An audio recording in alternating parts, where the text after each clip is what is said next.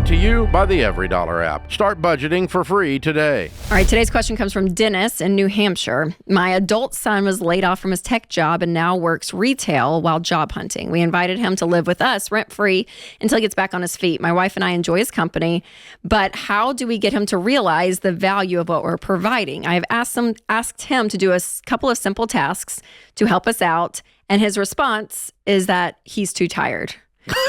I can do tasks myself with a lot less aggravation, but the real value is in learning to help out and the responsibility of home ownership. How can he not see the value of doing simple tasks in exchange for what he is receiving? Oh no. Because he doesn't have to. It's too late. Because he doesn't have to. He's grown. You don't get to be his daddy anymore. All you can do is let him get out in the wild and he'll figure it out. It's too late. You can't retrain a 33-year-old, honey. Okay, the key there is that you can't retrain him, but he can learn. I know, but how can you know, he's treating him, he's talking, this sounds like the guy thinks he's 16 years old. Well, and I don't know. How do I teach my child a work ethic? He's not a child. I don't know if he's a lazy adult. Son is 23 or 33. I don't know how old he is.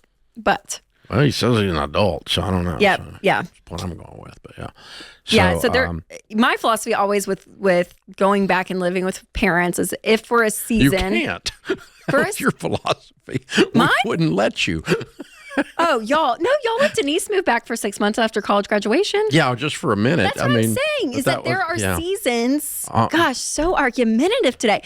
There are seasons that I think, like if something happens, right, a job, I don't know, there's times that I'm like, yeah, if you need help or I don't know, I'm okay with it for a period of time, like a period of time, right? 4 months, 3 months, like, I don't know if you need something for a period of time. I'm sorry, I didn't think that was the question. It's not, but I'm just saying when it is okay to move back home. If someone is hurting and they're grateful and they're going through a horrible divorce or they lost a job temporarily to move back home as a safety net, not a freaking hammock, I'm good with that.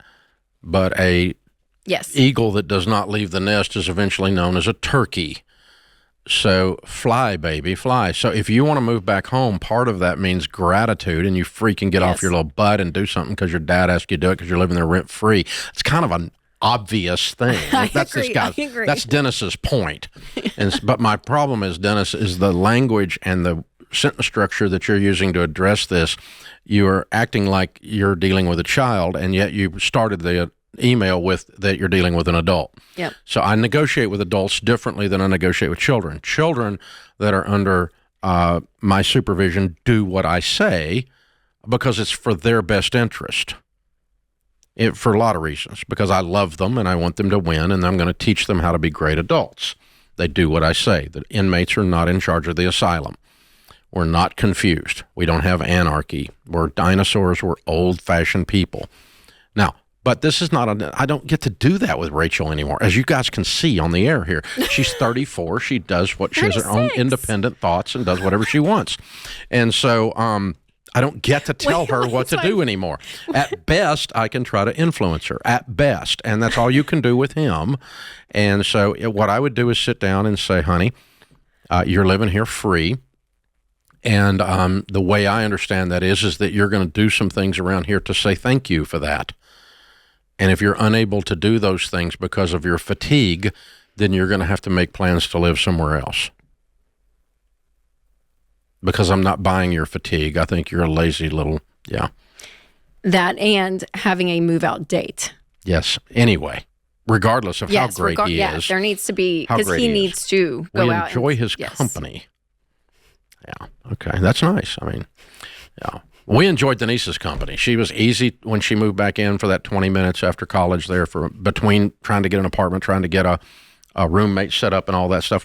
Denise was easy. We didn't have her move out because we didn't get along with Denise. That wasn't it at all. No. But we had her move out because it's good for Denise to be a grown-up and stuff. When you buy your own milk and you look in the refrigerator to see if your own milk that you paid for has hit the expire date, that's a different whole process emotionally and developmentally than Yes. than drinking your mama's milk. I mean, come on, seriously. So it changes everything, and it stunts your growth. So I don't care if you enjoy his company. I'm glad you enjoy his company. That means you all can have a great conversation about when he's going to move out and the fact that he's going to do some work in the meantime while he's there. So end date, and we're gonna respect the values under which I live. I have been known to have a glass of wine. I have a relative that is really upset about anyone drinking wine. I would never take a bottle of wine to his home if I was staying there overnight as I was traveling. That would be rude. It's his home, not mine. I don't get to bring my values and impose them under his roof. I abide by his, because that's his house, and as his house, that's the way they set the rule. I'm good with that. That does not offend me in the least. So perfectly fine not waltzing into that guy's house and doing something and that's what this young man's doing. And because it happens to be his parents, it seemed like it's okay in his little head, but it's not. That's the same thing. When you're in someone else's home, that's their place. They set the rules. They say it's their values that run the thing, even if they're not aligned with yours exactly. And so there we go.